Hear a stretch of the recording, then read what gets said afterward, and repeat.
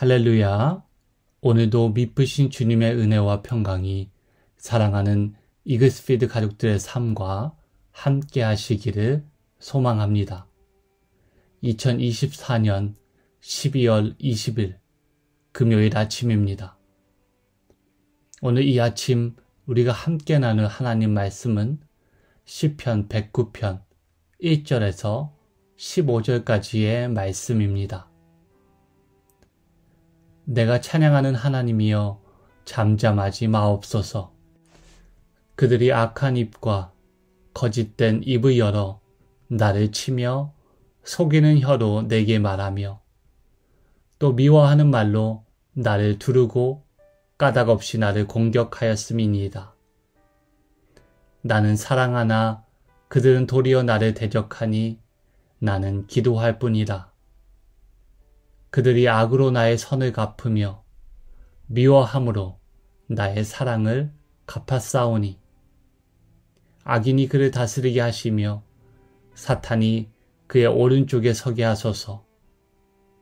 그가 심판을 받을 때에 죄인이 되어 나오게 하시며 그의 기도가 죄로 변하게 하시며 그의 연수를 짧게 하시며 그의 직분을 타인이 빼앗게 하시며 그의 자녀는 고아가 되고 그의 아내는 과부가 되며 그의 자녀들은 유리하며 구걸하고 그들의 황폐한 집을 떠나 빌어먹게 하소서.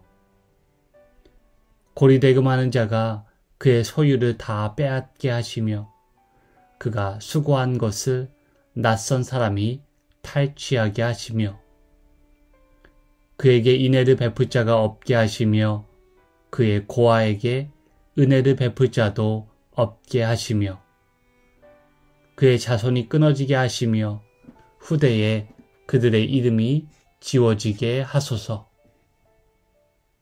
여호와는 그의 조상들의 죄악을 기억하시며 그의 어머니의 죄를 지워버리지 마시고 그 죄악을 항상 여호와 앞에 있게 하사 그들의 기억을 땅에서 끊으소서.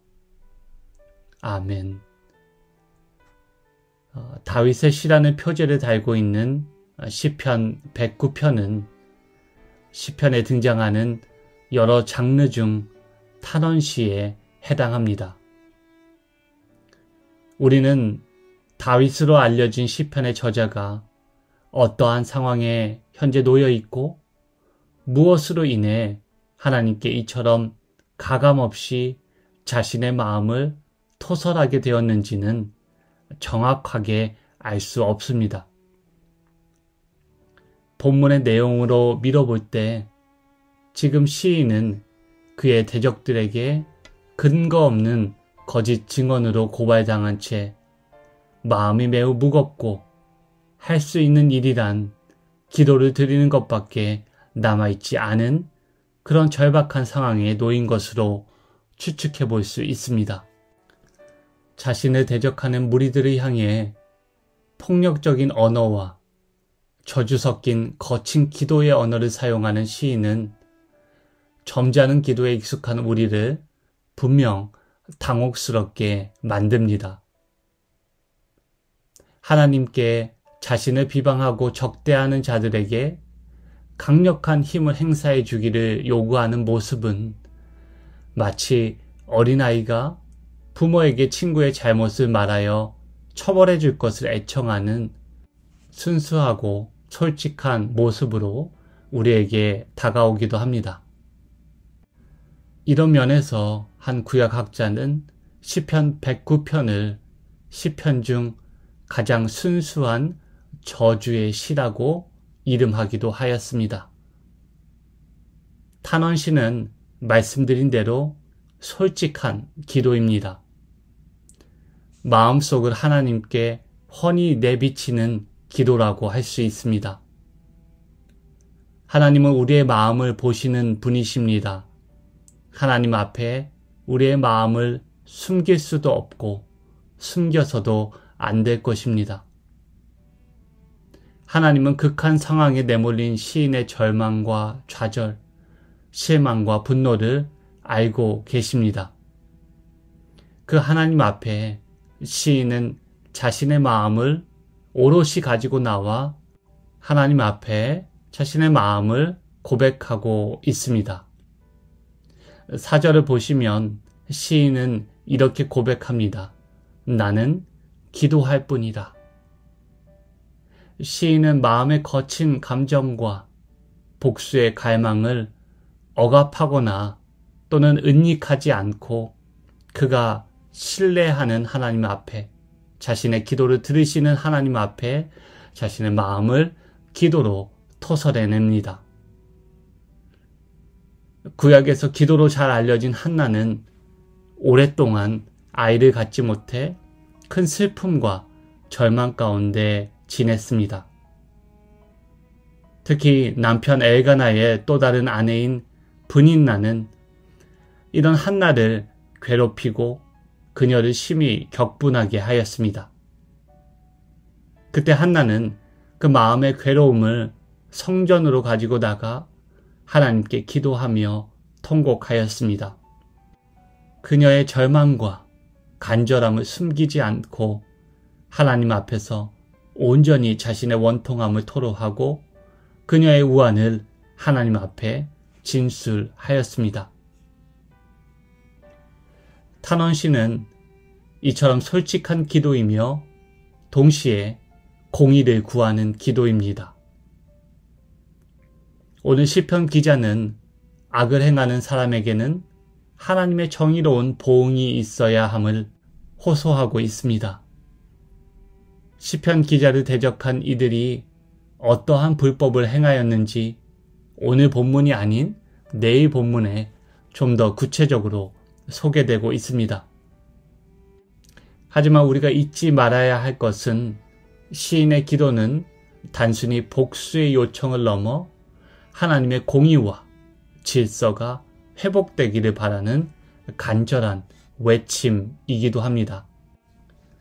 예수님도 시인과 같이 거친 언어를 사용하신 적이 있습니다. 마태복음 23장에서 예수님은 서기관들과 바리새인들이 율법에 더 중한 바 정의와 긍휼과 믿음을 버렸다고 강하게 책망하셨습니다. 그들을 향해 화 있을진저 지옥의 자식, 독사의 새끼들이라고 부르며 그들의 위선과 외식을 날카롭게 질책하셨습니다.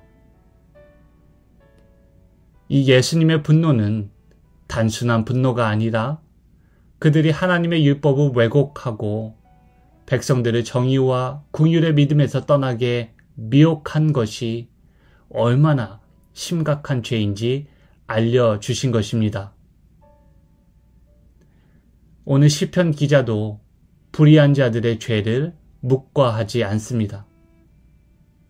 그들의 죄악을 그냥 참아내고 침묵하지 않습니다. 공의와 정의의 하나님께 그들을 고발합니다. 고소합니다.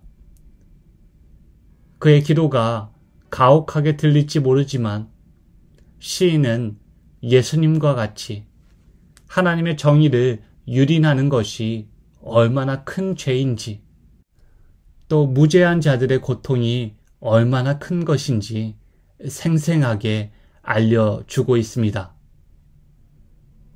시인은 잘못된 행위에 대한 보상이 이루어지고 정의가 회복되기를 바라는 마음으로 기도하고 있는 것입니다.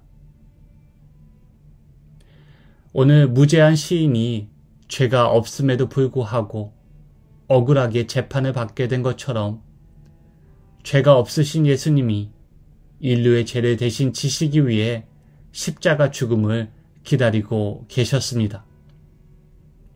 십자가 죽음을 앞두고 예수님도 하나님 앞에 솔직한 심정을 숨기지 않으셨습니다. 내 아버지여, 만일 할 수 있거든 이 잔을 내게서 지나가게 하옵소서. 하나님 아버지께 자신의 마음을 있는 그대로 토로하셨습니다. 하지만 주님의 기도는 거기서 끝나지 않았습니다. 주님은 이어서 기도하셨습니다. 그러나 나의 원대로 마시옵고 아버지의 원대로 하옵소서. 죄의 권세가 무너지고 하나님의 온전한 의가 세워지기를 그렇게 간절히 기도하셨습니다. 주님의 마음을 솔직히 아뢰되 아버지의 뜻에 자신의 삶을 내어 맡기고 순종하셨습니다. 새 날을 시작하며 지난밤 우리를 뒤척이게 했던 괴로움이 있다면 하나님께 솔직히 토로할 수 있기를 소망합니다. 시편 기자와 같이 우리 마음을 숨기지 않고 하나님 앞에 탄식할 수 있는 은혜가 있기를 바랍니다. 그리고 우리의 기도를 정의와 공의를 회복하시는 하나님 뜻 앞에 기꺼이 내어드릴 수 있기를 주님의 이름으로 축복합니다. 함께 기도하시겠습니다. 주님, 우리의 기도에 잠잠하지 마옵소서. 우리의 탄식의 기도를 들으시고 기도에 응답하여 주시옵소서. 아무렇지 않은 척, 괜찮은 척, 꾸미지 않고 주님 앞에 우리의 괴로움과 상처를 토로하오니 주여 잠잠치 마시고 들어 주시옵소서. 주님 앞에 감출 수 있는 것이 없으니 들으시고 회복하시는 주님 앞에 우리의 마음을 기도의 언어로 옮길 수 있는 참된 믿음의 용기를 허락하여 주시옵소서. 불의를 행하는 자들에게 분노하시는 하나님의 의로운 보응을 속히 허락하셔서 삶에 무너진 것이 다시 일어서게 하시고 정의와 공의의 강물이 흐르게 하시옵소서. 주님의 뜻이 우리의 삶과 공동체와 이 땅 가운데 온전히 이뤄지기를 간절히 바라며 좋으신 우리 주님 예수 그리스도의 이름으로 기도하옵나이다. 아멘. 함께 나눈 말씀을 기억하시고 무거운 짐을 내려놓고 회복의 시작을 여는 기도를 이어가시면 좋겠습니다. 주님과 동행하는 복된 하루 되시기를 소망합니다.